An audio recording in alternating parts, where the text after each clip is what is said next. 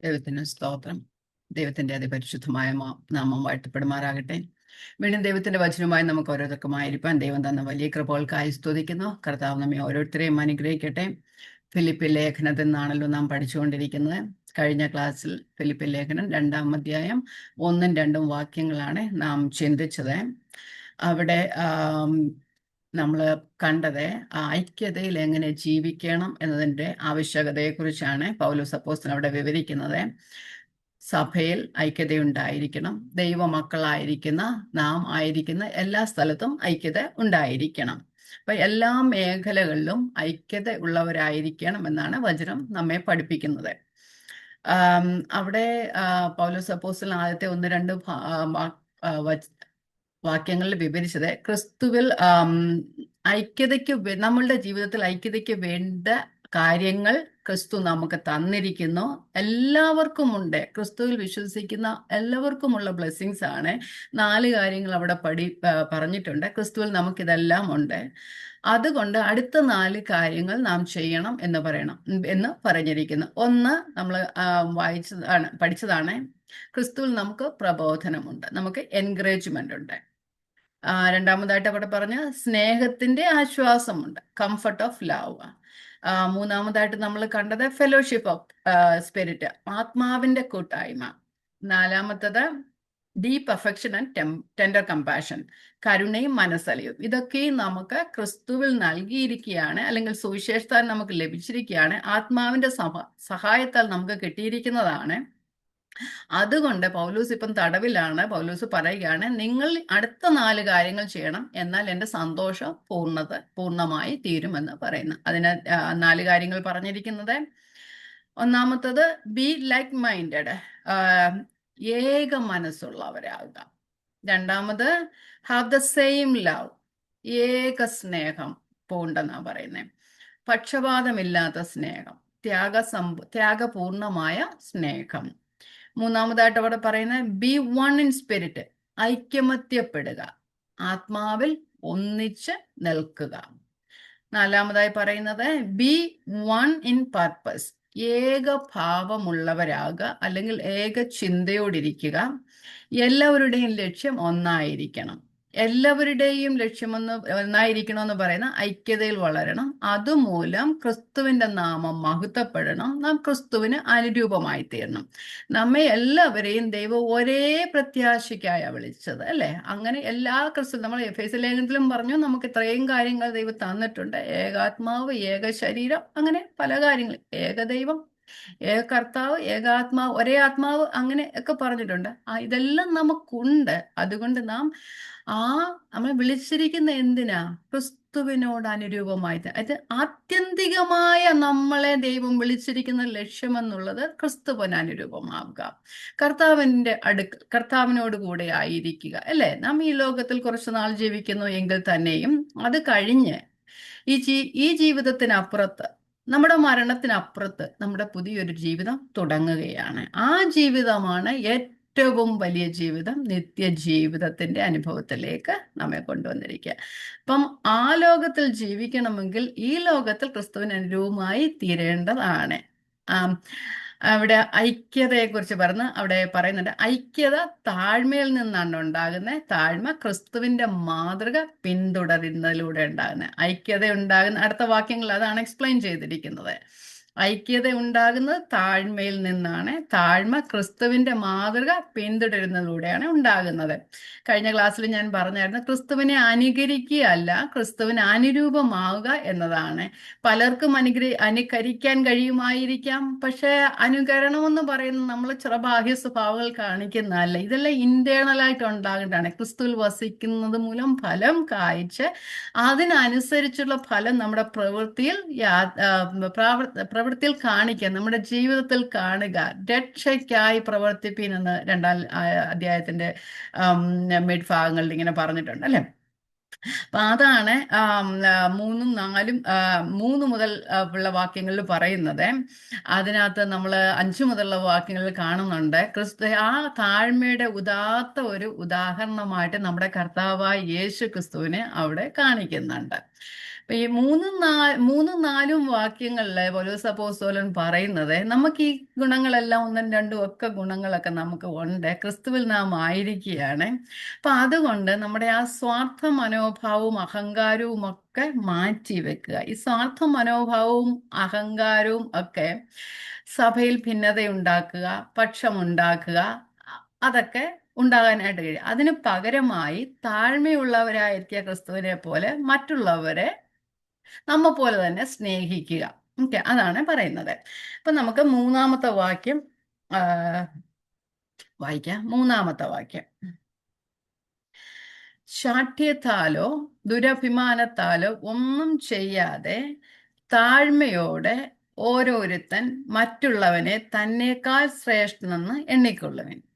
ഇപ്പൊ ഈ ഐക്യതയ്ക്ക് കാരണമായി തീരുന്ന രണ്ട് ശത്രുക്കളാണ് ശാഠ്യവും ദുരഭിമാനവും എന്ന് പറയുന്നത്. ഈ വാക്യത്തിൽ നിന്ന് പൗലോസ് ഈ രണ്ട് ശത്രുക്കളെയും കുറിച്ച് പറയുന്നുണ്ട്. അതിന് പരിഹാരമായിട്ടൊരു കാര്യം കൂടെ നിർദ്ദേശിക്കുക. അതെന്നെ അവിടെ പറയുന്നേ: ഓരോരുത്തൻ താഴ്മയോടെ മറ്റുള്ളവനെ തന്നെക്കാൾ ശ്രേഷ്ഠനെന്ന് എണ്ണുക. ശാഠ്യത്തോടോ ദുരഭിമാനത്തോടോ ഒന്നും ചെയ്യാതെ ചെയ്യുക, അല്ലേ? അപ്പം ആ ദൈവജനത്തിനു മധ്യേയുള്ള ഐക്യതയുടെ രണ്ട് വലിയ കൊടിയ ശത്രുക്കളാണ് ഈ ശാഠ്യവും ദുരഭിമാനവും എന്ന് പറയുന്നത്. ആദ്യത്തെ നമുക്ക് നോക്കാം: ശാഠ്യം, സെൽഫിഷ് അംബീഷൻ, സെൽഫിഷ്നെസ്. അതിനകത്ത് നമുക്കറിയാം ഈ സെൽഫിഷ്നെസ് ഒക്കെ എന്തു വില കൊടുത്തും ഞാൻ വലിയവനാള് എന്ന് കാണിക്കുക, അല്ലേ? ഒന്നാമനാകുവാനുള്ള അഹന്ത. ഈ താഴ്മയുള്ളവർക്ക് ഈ സ്വാർത്ഥ മനോഭാവമില്ല, അത് എന്നെ തന്നെ കാണിക്കുകയില്ല. ഈ നമ്മളെ ജഡത്തിൽ ജീവിക്കുന്നതിനാൽ നമ്മൾ ഇതൊക്കെ ഉണ്ടാകും, പക്ഷെ ആ ക്രിസ്തുവിൽ വസിക്കുന്നതിനാൽ അതെല്ലാം മാറിപ്പോകണം. അതിനാ നമ്മൾ ഈ വചനങ്ങളൊക്കെ പഠിക്കുന്നതൊക്കെ. അപ്പം ഈ സ്വാർത്ഥ മനോഭാവം എന്താ? ഞാൻ, എൻ്റെ, എനിക്കുള്ളത്, അത് മാത്രമേ ഉള്ളൂ. ഞങ്ങളെന്ന് പോലും പറയാൻ ബുദ്ധിമുട്ടായല്ലേ? ചിലപ്പം ചിലരൊക്കെ പറയുന്നുണ്ട്, എൻ്റെ വീട്, എൻ്റെ കുടുംബം, ഞങ്ങളുടെ വീട്, ഞങ്ങളുടെ കുടുംബം എന്നൊക്കെ പറയാം നമുക്കല്ലേ? അതങ്ങനെയാണ്. വീട്ടിലെ കാര്യങ്ങളാണ് ഞാൻ പറയുന്നത്, അല്ല അങ്ങനെയല്ല. അപ്പൊ ആ എൻ്റെ, ഞാൻ എന്ന് പറയുമ്പോൾ തന്നെ അതൊരു അഹന്തയാണ്, അഹന്ത മനോഭാവമാണ്. അപ്പൊ മറ്റുള്ളവരുടെ അഭിപ്രായത്തിന് ഒന്നും വില കൊടുക്കാതിരിക്കുന്ന അവസ്ഥ. നമ്മൾ ഗലാത്യ ലേഖനം പഠിച്ചപ്പോൾ നമുക്കറിയാം 5-ാമത്തെ അധ്യായത്തിലെ ജഡത്തിന്റെ കുറച്ച് പ്രവൃത്തികളെ കുറിച്ച് പറയുന്നുണ്ടല്ലേ? ക്രിസ്തുവിൽ അല്ലാത്തവരുടെ പ്രവൃത്തികളെ കുറിച്ച് പറയുന്നുണ്ട്. അതിൽ ഒന്നാണ് ശാഠ്യം എന്നുള്ളത്, നിർബന്ധ മനോഭാവം. അപ്പം ദൈവനാമത്തിന് മഹത്വം വരാത്ത ഏതു പ്രവൃത്തികളും ജഡ സ്വഭാവത്തിൽ നിന്ന് ഉണ്ടാകുന്നതാണ്, അല്ലെങ്കിൽ ജഡത്തിന്റെ പ്രവൃത്തികളാണ്. അപ്പം നമ്മൾ ശാഠ്യത്തോടെയോ നമ്മുടെ സ്വാർത്ഥ മനോഭാവത്തോടെയോ നാം പെരുമാറുകയാണെങ്കിൽ അത് ദൈവമഹത്വത്തിന് ഒരിക്കലും കാരണമായി തീരത്തില്ല. നമ്മുടെ മനോഭാവങ്ങളോ നമ്മുടെ നിരൂപണങ്ങളോ വരെ ചോദ്യം ദൈവത്തിന്റെ മുമ്പിൽ വെളിപ്പെടേണ്ട ഒരു ദിവസമുണ്ടല്ലേ? നമ്മൾ ചിലപ്പോൾ ഇങ്ങനെ ജീവിക്കുമ്പോൾ നമ്മൾ അതൊന്നും ചിന്തിക്കാറില്ല, പക്ഷെ അത് നാം എല്ലാ ദിവസവും ചിന്തിക്കേണ്ടതാണ്.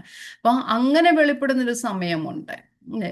അപ്പം നമ്മൾ വിചാരിക്കും നമ്മളെ ആരും കാണുന്നില്ല, നമ്മുടെ ഉള്ളിലെ കാര്യങ്ങളൊന്നും കാണുന്നില്ല, പക്ഷെ എല്ലാം ദൈവത്തിന് അറിയാം. അപ്പം ഞാൻ എപ്പോഴും പറയുന്ന പോലെ മനുഷ്യരെ പ്രസാദിപ്പിക്കുന്നവരെ പോലെ ദൃഷ്ടി സേവകളാലല്ല, ദൈവത്തെ പ്രസാദിപ്പിക്കുകയും മനുഷ്യർക്ക് കൊള്ളാവുന്നവരായി ജീവിക്കാനും ദൈവവചനം നമ്മളോട് ആഹ്വാനം ചെയ്യുന്നുണ്ട്. ഗലാത്യലേഖനം 5-ാം അധ്യായത്തിൽ പറയുന്നത് ക്രിസ്തുവേഷമുള്ളവർ എങ്ങനെ ആയിരിക്കണം? ജഡത്തെ അതിന്റെ രാഗമോഹങ്ങളോടുകൂടെ ക്രൂശിക്കുന്നവരായിരിക്കണം എന്ന് പറയുന്നുണ്ട്. അപ്പൊ ശാഠ്യം എല്ലാം സെൽഫിഷ് അംബീഷനിൽ നിന്ന് ഉണ്ടാകുന്നതാണ്. ഞാൻ, എൻ്റെ എന്നുള്ള ചിന്തകളിൽ നിന്ന് ഉണ്ടാകുന്നതാണ് ശാഠ്യം. മറ്റുള്ളവരെ നമ്മെ പോലെ കരുതുവാൻ കഴിയാത്ത അവസ്ഥയിൽ നിന്നുണ്ടാകുന്നത്. രണ്ടാമത് ദുരഭിമാനം, empty conceit, vain glory, empty glory, ഇല്ലാത്ത ഉണ്ടെന്ന് ഭാവിക്കുക. അപ്പൊ ഈ സെൽഫിഷ് അംബീഷന്റെ അല്ലെങ്കിൽ സ്വാർത്ഥ മനോഭാവത്തിന്റെ റൂട്ട് കോസ് അല്ലെങ്കിൽ മൂല കാരണം ഈ ദുരഭിമാനം തന്നെയാണ്. ഇല്ലാത്ത മാനം എനിക്കുണ്ട് എന്ന് ചിന്തിക്കുന്നു, ഞാൻ ആരൊക്കെയോ ആണെന്ന് മറ്റുള്ളവരെ കാണിക്കുക, സ്വയം പ്രദർശിപ്പിക്കുന്നതും അഹന്തയോടെ സംസാരിക്കുന്നതും ദുരഭിമാനമാണ്, അല്ലേ? നമ്മൾ ഗലാത്യ ലേഖനത്തിൽ 6-ാം അധ്യായത്തിൽ ഇങ്ങനെ വായിക്കുന്നുണ്ട്, താൻ അല്പനായിരിക്കെ മഹാനെന്ന് ആരെങ്കിലും നിരൂപിക്കുന്നുവെങ്കിൽ അവൻ തന്നെത്താൻ വഞ്ചിക്കുന്നു. നമ്മൾ ആരാണെന്ന് അറിഞ്ഞിട്ട് പ്രവർത്തിക്കുകയും നിരൂപിക്കുകയും പ്രവർത്തിക്കുകയും ചെയ്യുക. നമുക്കറിയാം, റോമാലേഖനത്തിലൊക്കെ പറയുന്നുണ്ട്, സുബോധമാവണ്ണം ഭാവിക്കണം. വായിക്കുന്നുണ്ട് കുറച്ച് കഴിയുമ്പോൾ. അപ്പം ഭാവിക്കുന്നതിന് മീതെ നാം ഭാവിച്ചുയരാതെ നമുക്ക് ദൈവം തന്നിരിക്കുന്ന പോലെ സുബോധമാവണ്ണം നാം ഭാവിക്കണമെന്നാണ് പറയുന്നത്. അപ്പൊ ഈ സ്വാർത്ഥവും അകന്ത മനോഭാവവും ദുരഭിമാനവും ഒക്കെ ഉണ്ടാകുന്നത് തങ്ങൾക്ക് ചുറ്റുമുള്ള ആളുകളെ കയ്യിൽ എടുക്കുന്നതിനു വേണ്ടിയുള്ള ആ ഒരു തന്ത്രപ്പാടാണ്. സ്വന്തം താല്പര്യങ്ങൾ സാധിക്കാൻ എവിടെയൊക്കെ എന്തെല്ലാം ചെയ്യാമോ അതെല്ലാം കാട്ടി കൂട്ടും, അല്ലേ? അങ്ങനെയുള്ള സ്ഥലങ്ങളിലൊക്കെ നമുക്ക് പിണക്കവും കലഹവും ഒക്കെ കാണുവാനായിട്ട് കഴിയും. കൊരിന്ത്യലേഖനത്തിൽ നമ്മൾ വായിക്കുന്നുണ്ട്, നിങ്ങൾ കൊള്ളാവുന്നവൻ വെളിവാകേണ്ടതിന് നിങ്ങൾ ഭിന്നപക്ഷങ്ങൾ ഉണ്ടാകേണ്ടത് തന്നെ. അത് ദൈവം വെച്ചേക്കുന്നതാണ്, അല്ലേ? അപ്പം എല്ലാ കാലത്തും എല്ലാ സമയത്തും നമ്മുടെ ഐക്യത നശിപ്പിക്കാൻ സാത്താൻ തന്ത്രങ്ങൾ മെനഞ്ഞുകൊണ്ടേയിരിക്കുക, അല്ലേ? നമ്മൾ ആ ക്രിസ്തുവിലുള്ള ഐക്യത നശിപ്പിക്കണം.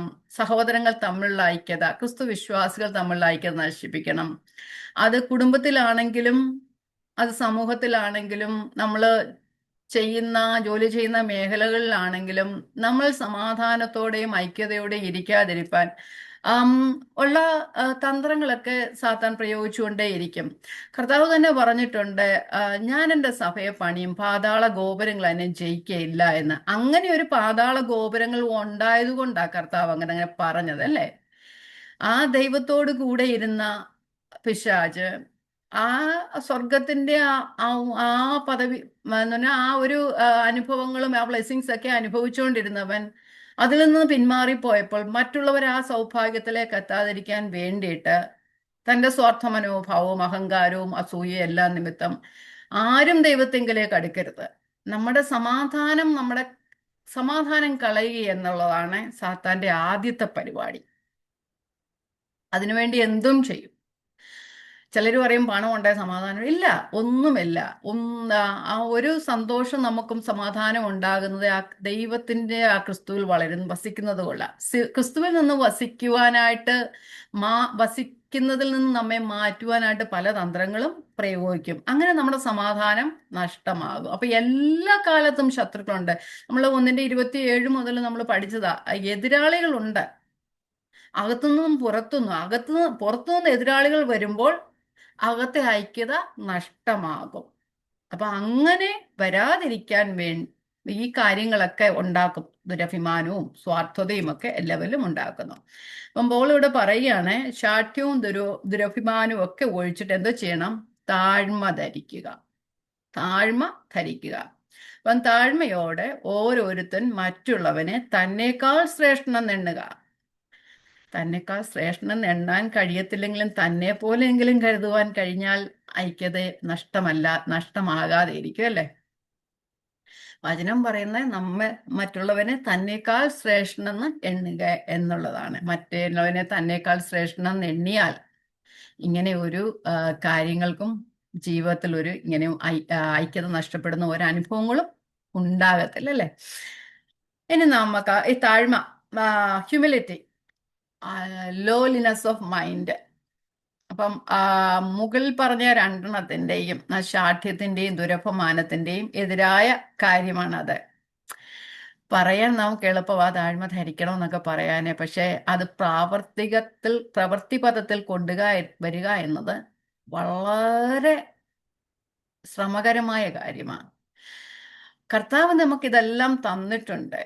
നമ്മിൽ ദൈവം പ്രവർത്തിക്കാനായിട്ട് നാം അനുവദിച്ചു കൊടുത്താൽ മാത്രമേ താഴ്മ ഭാവിക്കാൻ ഒക്കുമായിരിക്കാം. പക്ഷെ താഴ്മ ധരിക്കുക എന്നുള്ളത് ബുദ്ധിമുട്ടാണ്. അത് അകത്തുനിന്ന് വരുന്ന സംഭവമാണ്. ക്രിസ്തുവിൽ വസിക്കുന്നത് മൂലം, ക്രിസ്തുവിന്റെ ആത്മാവിനെ നിലനിൽക്കുന്നത് മൂലമാണ് താഴ്മ ഉണ്ടാകുന്നതൊക്കെ.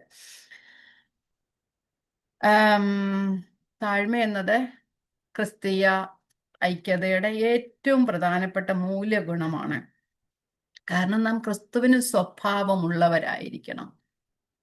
ക്രിസ്തു താഴ്മ ധരിച്ചതാ, അല്ലെ? താഴ്മയുള്ളവനാ. അപ്പൊ ആ ക്രിസ്തു പറഞ്ഞു, കർത്താവ് പറയുന്നത്, കർത്താവിന്റെ മാതൃക പിന്തുടരാൻ അല്ലേ അപ്പൊസ്തലന്മാരും വചനം എല്ലാം നമുക്ക് പറയുന്നത്. കർത്താവ് പറയുന്നത്, ഞാൻ താഴ്മയും സൗമ്യതയുമുള്ളതാകെ എൻ്റെ നുകം ഏറ്റുകൊണ്ട് എന്നോട് പഠിപ്പി. അപ്പം പഠിക്കാൻ നമുക്ക് മാതൃക തന്നേക്കുന്ന കർത്താവിനെയാണ്. പൗലോസ് പറയുന്നുണ്ട്, ഞാൻ ക്രിസ്തുവിന്റെ അനുകാരിയായിരിക്കുന്നത് പോലെ നിങ്ങളും എൻ്റെ അനുകാരികളാകുവിൻ. ഞാൻ എങ്ങനെ ക്രിസ്തുവിനെ സേവിച്ചു അതുപോലെ. അത് കഴിഞ്ഞ് ഫിലിപ്പി ലേഖനത്തിൽ തന്നെ പറയുന്നുണ്ട്, ഞങ്ങൾ പറഞ്ഞു തന്ന കാണിച്ചു തന്ന മാതൃക, പറഞ്ഞു തന്നതല്ല, കാണിച്ചു തന്ന മാതൃക പ്രകാരം നടക്കുന്നവരെയും കുറിക്കൊള്ളുവീൻ. അപ്പം നമ്മൾ ക്രിസ്തുവിന്റെ മാതൃക പിൻപറ്റിയ അവരുടെ കാഴ്ചപ്പാടുകൾ നാം പിൻപറ്റേണ്ടതാകുന്നു. അപ്പം ക്രിസ്തുവിനെ താഴ്മ വേണമെങ്കിൽ തൻ്റെ ക്രൂശും എടുത്തുകൊണ്ട് പോകേണ്ട അവസ്ഥയാണല്ലേ. മരിക്കുന്ന അവസ്ഥയ്ക്ക് മാത്രമേ താഴ്മ ഉണ്ടാകുവാനൊക്കെ. നമ്മുടെ ജഡത്തെ മരിപ്പിച്ചാൽ മാത്രമേ, ക്രിസ്തു യേശുവിനുള്ളവർ ജഡത്തെ അതിൻ്റെ രാഗമോഹങ്ങളോടുകൂടെ ക്രൂശിച്ചിരിക്കുന്നു. അപ്പം നമ്മുടെ ജഡത്തെ മരിപ്പിച്ചാൽ മാത്രമേ നമുക്ക് ആ താഴ്മ ധരിക്കാനായിട്ടും താഴ്മ ജീവിതത്തിൽ കൊണ്ടുവരുവാനായിട്ടും സാധിക്കുകയുള്ളൂ. അപ്പം ആ ദൈവവചന പ്രകാരം താഴ്മയെക്കുറിച്ച് പറഞ്ഞിരിക്കുന്ന ചില കാര്യങ്ങൾ നമുക്കൊന്ന് നോക്കാം. അപ്പം താഴ്മയുള്ളവരുടെ സ്വഭാവത്തില് നാം നമ്മുടെ ബലഹീനതകളെയും അപര്യാപ്തകളെയും പറ്റി ബോധമുള്ളവരായിരിക്കും. നമ്മുടെ വീക്ക്നെസ്സും ഇനഡ്യൂക്കസിയും കുറിച്ച് നാം ബോധമുള്ളവരായിരിക്കും. അപ്പൊ അങ്ങനെ വരുമ്പോൾ നാം നമ്മിൽ തന്നെ ആശ്രയിക്കാതെ സകലത്തിലും ദൈവത്തിൽ ആശ്രയിക്കാൻ നാം ആരാണെന്നുള്ള ബോധമുണ്ടെങ്കിൽ, നമ്മുടെ ബലഹീനതകൾ നമുക്ക് മനസ്സിലാകുന്നെങ്കിൽ, നമ്മളുടെ പോരായ്മകൾ നമ്മൾ അറിയുന്നെങ്കിൽ, നമുക്ക് നമ്മെ നമ്മെ കർത്താവിന്റെ കരങ്ങളിൽ സമർപ്പിച്ച് നമ്മിൽ കൂടെ കർത്താവ് വസിക്കാനായിട്ട് ഇടയായിത്തരും, പ്രവർത്തിക്കാനായിട്ടുള്ള ഇടയായിത്തരും. നമ്മൾ കർത്താവായ യേശു ക്രിസ്തു ലോകത്തിലായിരുന്നപ്പോൾ തന്ന മാതൃക നമുക്കറിയാം. ആ കർത്താവിന്റെ കൂടെ നടന്ന ശിഷ്യന്മാരും എല്ലാം ആ മാതൃക പിൻപറ്റിയവരായിരുന്നു. യോഹന്നാന്റെ സുവിശേഷം 3:27 കർത്താവ് ഇങ്ങനെ പറയുന്നുണ്ട്, സ്വർഗത്തു നിന്ന് കൊടുത്തിട്ടല്ലാതെ മനുഷ്യനൊന്നും ലഭിപ്പാൻ കഴിയല്ല. നമ്മൾ ആയിരിക്കുന്ന ദൈവത്തിന്റെ കൃപയാൽ അത്രയാണ്. സ്വർഗത്തു നിന്ന് നമുക്ക് ലഭിക്കാതെ നമുക്ക് ഒന്നും ചെയ്യുവാനായിട്ട് കഴിയുകയില്ല. 3.5 വർഷക്കാലം തന്നോട് കൂടെ നടന്ന ശിഷ്യന്മാരോട് കർത്താവ് പഠിപ്പിച്ചതും ഏറ്റവും വലിയൊരു കാര്യം ഇതാണ്. അവർക്ക് അത് അവരുടെ ജീവിതത്തിൽ അന്നൊന്നും അത്തരം കാണിച്ചില്ലെങ്കിലും അവരുടെ ആ ക്രിസ്തുവിന്റെ മരണശേഷം ഉയർത്തെഴുന്നേൽപ്പിന് ശേഷം ഉണ്ടായ ജീവിതമൊക്കെ അങ്ങനെയായിരുന്നു. എന്താ പറയുന്നത്? എന്നെ പിരിഞ്ഞ് നിങ്ങൾക്കൊന്നും ചെയ്യുവാൻ കഴിയുകയില്ല. അതുകൊണ്ട് അവര് ആ ക്രിസ്തുവിന്റെ ഉയർത്തെഴുന്നേൽപ്പിന് ശേഷം തങ്ങൾ സുവിശേഷ ഘോഷണത്തിനായി ഇറങ്ങി പുറപ്പെട്ടപ്പോൾ അവർക്കറിയാം ക്രിസ്തുവിനെ പിരിഞ്ഞൊന്നും ചെയ്യുവാനായിട്ട് കഴിയത്തില്ല.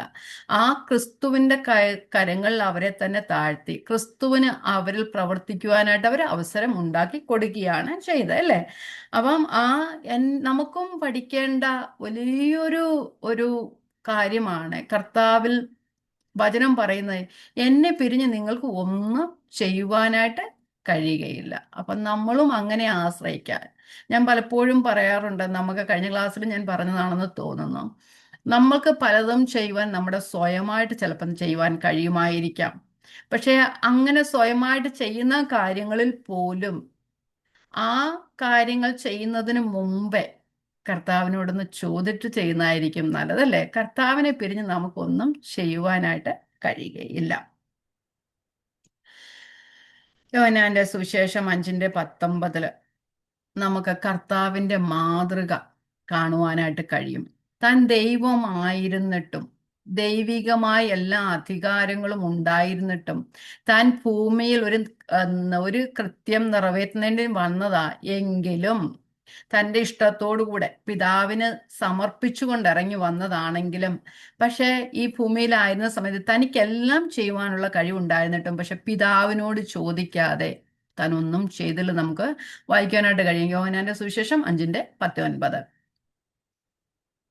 ആകയാൽ യേശു അവരോട് ഉത്തരം പറഞ്ഞത്, ആമേൻ ആമേൻ ഞാൻ നിങ്ങളോട് പറയുന്നു, പിതാവ് ചെയ്ത് കാണുന്നതല്ലാതെ പുത്രന് സ്വതവേ ഒന്നും ചെയ്യുവാൻ കഴിയില്ല. അവൻ ചെയ്യുന്നതെല്ലാം പുത്രനും അവണ്ണം തന്നെ ചെയ്യുന്നു. അപ്പം പിതാവ് ചെയ്ത് കാണുന്നതല്ല പുത്രന് സ്വതവേ ഒന്നും ചെയ്യുവാൻ കഴിയുകയില്ല എന്ന് പറഞ്ഞാൽ അതിന്റെ അർത്ഥം എന്തുവാ? ദൈവമാണ് പിതാവിനെ പോലെ തന്നെ തൃത്വത്തിൽ മൂന്നാളത്വങ്ങളും ഒരേ സ്വഭാവവും ഉള്ളവരാണ്. അപ്പം അങ്ങനെ വരുമ്പോൾ പിതാവ് പിതാവിനോട് പുത്രനൊന്നും സ്വതവേ ചെയ്യുവാൻ കഴിയില്ലേ? സർവശക്തനായ പുത്രൻ അല്ലേ? അങ്ങനെ ആയിരിക്കുമ്പോൾ പിതാവിൻ്റെ ഇഷ്ടം, പിതാവിൽ കൂടെ ഇരുന്ന്, പിതാവിനോട് കൂടെ ഇരുന്ന് പിതാവിൻ പറഞ്ഞ പ്രവൃത്തി ചെയ്യുവാനാണ് പുത്രൻ ആഗ്രഹിച്ചത് അല്ലേ? അതുപോലെ തന്നെ നമ്മൾ യോഹന്നാന്റെ സുവിശേഷം 14:10 കർത്താവ് അങ്ങനെ തന്നെയാ പറയുന്നത്. ഞാൻ പിതാവിലും പിതാവ് എന്നിലും ആകുന്നു എന്ന് നീ വിശ്വസിക്കുന്നില്ല. ഞാൻ നിങ്ങളോട് പറയുന്ന വചനം സ്വയമായിട്ടല്ല സംസാരിക്കും. പിതാവ് എന്നിൽ വസിച്ചുകൊണ്ട് ഞാൻ തൻ്റെ പ്രവൃത്തി ചെയ്യുന്നു. ഞാൻ പിതാവ് എന്നിൽ വസിച്ചുകൊണ്ട് ഞാൻ പിതാവിൻ്റെ പ്രവൃത്തി ചെയ്യുന്നു. സ്വയമായിട്ട് ചെയ്യുവാൻ കഴിയാവുന്ന മാതൃകയുള്ള, കഴിയാവുന്ന എല്ലാ അധികാരങ്ങളുമുള്ള കർത്താവാണല്ലേ? പക്ഷെ പിതാവിൻ്റെ ഇഷ്ടം പ്രവർത്തിക്കുന്നു. ആയിരിക്കുന്ന സ്ഥലത്ത് നമ്മളും ദൈവത്തിന്റെ ഇഷ്ടം നമ്മൾ നിവർത്തിപ്പാനായിട്ട് ഇടയായി തന്നെ കർത്താവിനോട് ചോദിച്ചിട്ട് നമ്മുടെ പിതാവിന്റെ ഇഷ്ടം നിവർത്തിപ്പാൻ ദൈവം നമ്മളെയും ഇടയാക്കട്ടെ. അത് എപ്പോഴും അങ്ങനെ എന്താ പറയുന്നത്, നമ്മൾ ഒരുവൻ ക്രിസ്തുവിലായാൽ പുതിയ സൃഷ്ടിയാകും എന്ന് നമ്മൾ വചനത്തിൽ വായിക്കുന്നു. ഈ പുതിയ സൃഷ്ടി എന്നത് ഒരു ദിവസം കൊണ്ടോ 2 ദിവസം കൊണ്ടോ 3 ദിവസം കൊണ്ടോ ചിലപ്പം വർഷങ്ങൾ കൊണ്ടോ ആവുന്ന കാര്യമല്ല. വർഷങ്ങളെടുക്കും. നമ്മൾ ഓരോ ദിവസവും ആ അനുരൂപതയിലേക്ക് വന്നുകൊണ്ടിരിക്കണം. നമ്മുടെ വാക്കിലും നടപ്പിലും എല്ലാം, ആ പ്രവൃത്തിയിലുമെല്ലാം നമ്മൾ വചനം വായിക്കുമ്പോൾ, നാം വചനത്തിന് കീഴടങ്ങിയിരിക്കുമ്പോൾ, നമ്മെ തന്നെ ദൈവസന്നിധിയിൽ ഏൽപ്പിക്കുമ്പോൾ ദൈവം നമ്മിൽ പ്രവർത്തിക്കും. അതാണ് പറയുന്നത്, പിതാവ് എന്നിൽ വസിച്ചുകൊണ്ട് തൻ്റെ പ്രവൃത്തി ചെയ്യുന്നു. നമുക്ക് ശരിക്കും നമ്മൾ ജസ്റ്റ് സബ്മിറ്റ് ചെയ്യുക എന്നത് മാത്രമേ ഉള്ളൂ. നമ്മൾ സബ്മിറ്റ് ചെയ്യാതിരിക്കുന്നത് എന്തുകൊണ്ടാ? നമ്മൾ വളരണം. നമ്മൾ എന്താ പറയുന്നത്, ഷോ ഓഫ് കാണിക്കണം അല്ലേ? മറ്റുള്ളവരുടെ മുമ്പിൽ ഞാൻ ആരാണെന്ന് കാണിക്കണം. താൻ അല്പനായിരിക്കും മഹാനെന്ന് ചിന്തിക്കണം. ആ അത് നമ്മൾ പറയുമ്പോൾ നമ്മൾ മറ്റുള്ളവരുടെ അത്രയും ചെയ്യുന്നില്ല എങ്കിലും നമ്മുടെ ഓരോ നിരൂപണങ്ങൾ, നമ്മുടെ ഓരോ ചിന്തകളും അവരെന്താ എന്നോട് ചോദിക്കാതെ ചെയ്തേ അല്ലേ? ഞാൻ ആരാ? ദൈവം തന്നിട്ടുള്ള അധികാരമൊക്കെ നമുക്കുള്ള അല്ലേ? ഓക്കെ. അപ്പൊ ദൈവം എന്നിൽ കൂടി പ്രവർത്തിക്കണം. പൗലോസ് തന്നെ പറയുന്നുണ്ട്, ഞാൻ മറ്റുള്ളവരെക്കാൾ അധികം അധ്വാനിച്ചു അല്ലേ? എന്തുകൊണ്ട്? എന്നിട്ട് പറയുന്നുണ്ട്, കൂട്ടിച്ചേർക്കുന്നുണ്ട്, ഞാനല്ല എന്നോടുള്ള ദൈവ കൃപയാ നിമിത്തം എന്ന് പറയുന്നുണ്ട്. അപ്പൊ ഈ താഴ്മ എന്ന് പറയുന്നത് ലോകത്തിന് എതിരായ കാര്യമാണ് അല്ലേ? ലോകത്തിന്റെ എന്താ? Self motivation.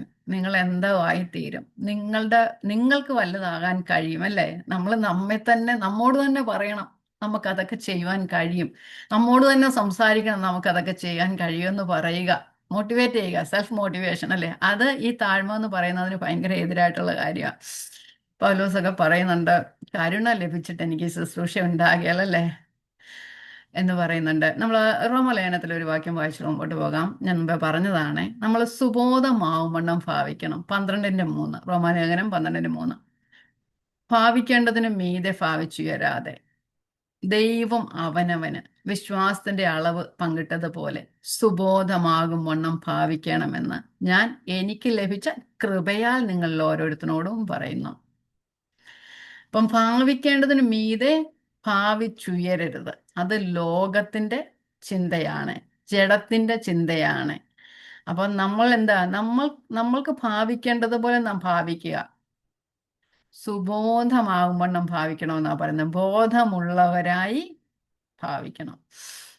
ഇങ്ങനെ പലരും പറഞ്ഞു കേട്ടിട്ടുണ്ട്, ഈ താഴ്മയുള്ളവര് തനിക്ക് താഴ്മയുണ്ടെന്ന് പറയുന്നത് തന്നെ ഉള്ള താഴ്മയും കൂടെ പോയെന്ന്. അപ്പം നമുക്ക് താഴ്മയുണ്ടെന്ന് നാം പറഞ്ഞു കഴിഞ്ഞാൽ നമ്മുടെ താഴ്മ പോയി. അതുകൊണ്ട് നമ്മൾ താഴ്മ ജീവിതത്തിൽ കാണിക്കുക. ഇനി രണ്ടാമതായിട്ട് നമ്മളിൽ ഹ്യൂമിലിറ്റി ഉണ്ടാകേണ്ടത് എന്തുകൊണ്ടാണ്? അത് നാം ആരാണ് എന്നറിഞ്ഞാൽ നമ്മൾ സ്വയമായി ഹ്യൂമിലിറ്റി ഉണ്ടാകും. നമുക്കറിയാം നമ്മൾ എന്തുകൊണ്ടാണ് ദൈവത്തിന്റെ മക്കളായി തീർന്നത്. ക്രിസ്തു ഉള്ളത് കൊണ്ടാണ്, അല്ലേ? ക്രിസ്തുവിലായതുകൊണ്ടാണ് നാം ദൈവത്തിന്റെ മക്കളാണ്. അല്ലെങ്കിൽ നമ്മൾ എല്ലാവരും ആരാ? ആദമിന്റെ മക്കളാ, അല്ലേ? പാപികളാ. അപ്പൊ ക്രിസ്തുവിനെ കൂടാതെയാണെങ്കിൽ ഈ ലോകത്തിലെ എല്ലാവരും ഒരേ ആളാണ്. അപ്പൊ നമ്മൾ എന്തെങ്കിലും ആയിരിക്കുന്നത് എന്തുകൊണ്ടാ? ക്രിസ്തുവിലായതുകൊണ്ടാ, അല്ലേ? എഫെസ്യർ നമുക്കറിയാമല്ലോ, 2-ാം അധ്യായം 1 മുതൽ 3 വരെയുള്ള വാക്യങ്ങൾ പറയുന്നത് അതിക്രമങ്ങളാലും പാപങ്ങളാലും മരിച്ചവരായിരുന്നു, അല്ലേ?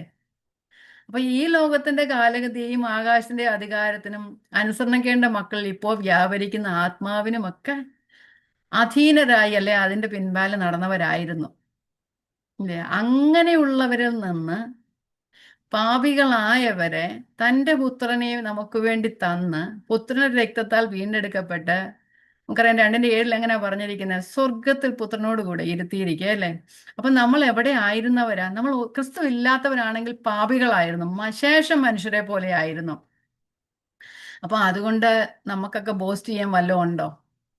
നാം ആയിരിക്കുന്നത് ക്രിസ്തുവിലായതുകൊണ്ടാണ്. അതുകൊണ്ട് ബോസ്റ്റ് ചെയ്യാൻ ആർക്കും ഒന്നുമില്ല. നമ്മൾ ആയിരിക്കുന്നത് ക്രിസ്തുവിലായിരിക്കുന്നത് കൊണ്ട്.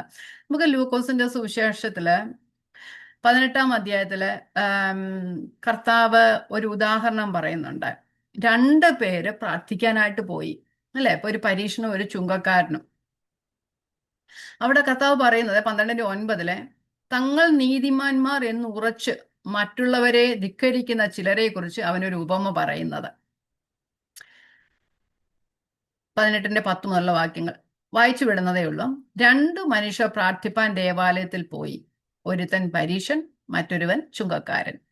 പരീശൻ നിന്നുകൊണ്ട് തന്നോട് തന്നെ, ദൈവമേ, പറിക്കാർ, നീതി കെട്ടവർ, വ്യഭിചാരികൾ മുതലായ ശേഷം മനുഷ്യരെ പോലെയോ ഈ ചുങ്കക്കാരനെ പോലെയോ ഞാൻ അല്ലായികയാൽ നിന്നെ വാഴ്ത്തുന്നു. ഇതിന്റെ കുറെ കാര്യങ്ങൾ ഇങ്ങനെ പറയുന്നുണ്ട്. ഞാൻ അത് ചെയ്യുന്നുണ്ട്, ഇത് ചെയ്യുന്നുണ്ട്, എല്ലാം ചെയ്യുന്നുണ്ട്. എന്നിട്ട് അവൻ പ്രാർത്ഥിച്ചു. 13-ാമത്തെ വാക്യത്തിൽ ചുങ്കക്കാരനോ ദൂരത്ത് നിന്നുകൊണ്ട് സ്വർഗത്തേക്ക് നോക്കുവാൻ പോലും തുനിയാതെ മാറത്തടിച്ചു, ദൈവമേ, പാപിയായ എന്നോട് കരുണയുണ്ടാകണമേ. 14-ാമത്തെ വാക്യത്തിൽ ഇങ്ങനെയാ പറയുന്നത്, അവൻ നീതീകരിക്കപ്പെട്ടവനായി വീട്ടിലേക്ക് പോയി. മറ്റവൻ അങ്ങനെയല്ല, തന്നെത്താൻ ഉയർത്തുന്നവനെല്ലാം താഴ്ത്തപ്പെടും, തന്നെത്താൻ താഴ്ത്തുന്നവെല്ലാം ഉയർത്തപ്പെടും എന്ന് പറയുന്നുണ്ട്. അപ്പം നമ്മളും ആ ചുങ്കക്കാരുടെ എന്നറിയാം, അന്നത്തെ കാലത്ത് നമ്മുടെ ടാക്സ് പിരിക്കുന്നവരെയൊക്കെ ഭയങ്കര വല്ലാത്തൊരു മനുഷ്യരായിട്ടാണ് കണ്ടിരുന്നത്. ആ ഒരു അവസരത്തിൽ ചുങ്കക്കാരൻ ദൈവത്തിങ്കിലേക്ക് വരുമ്പം തന്നെ താഴ്ത്തിയിട്ട് പറയാം, കർത്താവ് നിന്റെ മുഖത്തോട്ട് പോലും നോക്കാൻ എനിക്ക് ഞാൻ ആളല്ല. അപ്പൊ അവൻ നീതീകരിക്കപ്പെട്ടവനായി പോയി. അപ്പൊ നമ്മൾ ആരായിരിക്കുന്നെന്ന അവസ്ഥ നാം അറിയണം. ക്രിസ്തുവിനെ കൂടാതെ നമുക്ക് ഒന്നും ആയി തീരുവാനായിട്ട് കഴിയത്തില്ല. നമ്മൾ എന്തെങ്കിലും ആയിരിക്കുന്നത് ക്രിസ്തുവിന് ആരാണ് ആകുന്നത്. പൗലോസ് പറയുന്നുണ്ട്, റോമാലേഖനം 7-ാം അധ്യായത്തിൽ വായിക്കുന്നില്ല, എന്നിൽ ഒരു നന്മയും വസിക്കുന്നില്ല, അല്ലേ? നന്മ ചെയ്യാൻ എനിക്ക് താല്പര്യമുണ്ട്, പക്ഷെ പ്രവർത്തിക്കാൻ ഒക്കത്തില്ല, കാരണം ഇപ്പോഴും ഞാൻ ജഡത്തില. എന്നിൽ ഒരു നന്മയും വസിക്കുന്നില്ലെന്ന് പറയുന്നുണ്ട്. കൊരിന്ത്യലേഖനത്തിലും പറയുന്നുണ്ട്, പ്രശംസിക്കുന്ന കർത്താവിൽ പ്രശംസിക്കട്ടെ, തന്നെത്താൻ പുകഴ്ത്തുന്നതല്ല, കർത്താവ് പുകഴ്ത്തുന്നതിനത്രേ കൊള്ളാവുന്ന പറയുന്നുണ്ട്. പഴയ നിയമത്തിലും അങ്ങനെ തന്നെയാ പറയുന്നത്. നമ്മൾ മീഖായുടെ പുസ്തകം 6:8 ഇങ്ങനെ പറയുന്നത്, അത് എന്താ പറയുന്നത്, ക്രിസ്തുവിൽ അല്ലെങ്കിൽ ദൈവത്തിൽ ഉള്ളവരുടെ വേണ്ടതായ ഒരു പ്രധാന ഗുണമേന്മയാണ് താഴ്മയെന്നുള്ളത്. ഒന്ന് വായിക്കാം. മീഖ 6:8. മനുഷ്യ, നല്ലതെന്തെന്ന് അവൻ നിനക്ക് കാണിച്ചു തന്നിരിക്കുന്നു. ന്യായം പ്രവർത്തിപ്പാനും ആയിരിക്കാനും നിന്റെ ദൈവത്തിന്റെ സന്നിധി താഴ്മയോടെ നടപ്പാനും അല്ലാതെ എന്താകുന്നു യഹോവ നിന്നോട് ചോദിക്കുന്നത്? ജീവിതത്തിൽ മുഴുവൻ ദൈവം തരുന്നുണ്ട്. ജീവനും ഭക്തിക്കും നമ്മൾ എല്ലാത്തിൻ്റെയും ഒന്ന് പറയുന്നതാണ്. ദൈവം തരുന്നതിനെല്ലാം ചിലപ്പോൾ നമ്മൾ നന്ദി പറയുന്നത്, കർത്താവെ ജീവനും ഭക്തിക്കുള്ള എല്ലാം തന്നല്ലേ. ഈ ലോകത്തിൽ വേണ്ടതും നിത്യജീവനിലേക്ക് വേണ്ടതും എല്ലാം തരുന്നൊരു ദൈവം. നമുക്ക് വേണ്ടുന്നതെല്ലാം നമ്മുടെ അമ്മയുടെ ഉദരത്തിൽ നിന്ന് പുറത്ത് വന്ന നാൾ മുതൽ നാം ഈ ലോകത്തിൽ ജീവിക്കുന്നതിന് വേണ്ടി എല്ലാം ദൈവം തരുന്നതാ, അല്ലേ? അപ്പൊ ഇതെല്ലാം തന്നിട്ട് കർത്താവ് ചോദിക്കുന്നതാ, ന്യായം പ്രവർത്തിപ്പാനും ദയാതൽപരനായിരിക്കാനും നിന്റെ ദൈവത്തിന്റെ സന്നിധിയിൽ താഴ്മയോടെ നടപ്പാനും അല്ലാതെ എന്താകുന്നു യഹോവ നിന്നോട് ചോദിക്കുന്നത്? ഇതിലും വലിയ കാര്യങ്ങളൊന്നും ദൈവം നമ്മോട് ചോദിക്കുന്നില്ല. നാം ദൈവത്തിന് വേണ്ടി വേറെ എന്തെങ്കിലുമൊക്കെ ചെയ്യണമെന്നൊന്നും ദൈവം പറയത്തില്ല, അല്ലേ? നമ്മൾ ഈ ഒരു ജോലി സ്ഥാപനത്തിൽ ജോലി ചെയ്യുമ്പോൾ കിട്ടുന്ന ഡോളറിന് ഇരട്ടിപ്പണി നമ്മൾ ചെയ്തേ ഒക്കത്തുള്ളൂ അല്ലേ? നാട്ടിലൊക്കെ വേണമെങ്കിൽ പിന്നെ ഗവൺമെന്റ് സ്ഥാപനങ്ങളൊക്കെ ജോലി ചെയ്യുന്നവരെ കസേരയിൽ ചെയ്യാം. പക്ഷെ നമുക്ക് അങ്ങനെയൊന്നും നോക്കത്തില്ല. നമുക്ക് കിട്ടുന്ന ആ, നമ്മളെ അധികം പണി ചെയ്യിപ്പിക്കും അല്ലേ? അപ്പൊ അത്രയൊന്നും ദൈവം നമ്മോട് ചോദിക്കുന്നില്ല.